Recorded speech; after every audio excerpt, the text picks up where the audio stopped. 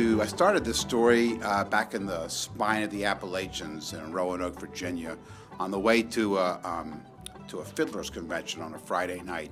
I went there with my old friend Mudcat, Dave Saunders, who's a political operative you might have seen on Hardball or Tucker or somebody, and he's the stereotypical good old boy. So Zanesville, they still call the pottery capital of the world, even though it's not, but I guess it used to be. And they used to have 100 pottery factories. I think now they have 3.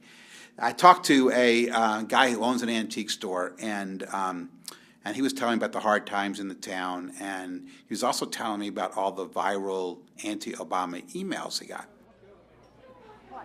So in North Carolina, I went to this great restaurant called Big Ed's, and in this restaurant where you've got this big Confederate memorial, you also have an extremely mixed crowd. This is where you have young people, you have a large black population.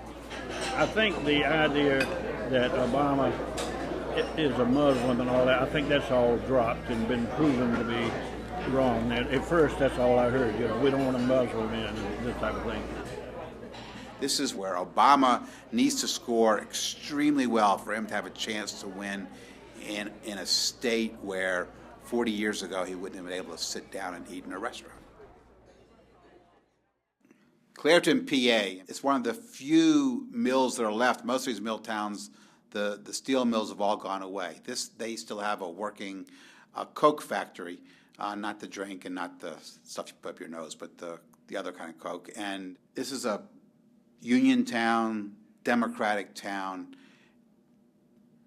Part of this trip for me is I look at these trips as kind of trips of discovery, and you find people who you think would think one way and think another way, and more often even you find people who think both ways.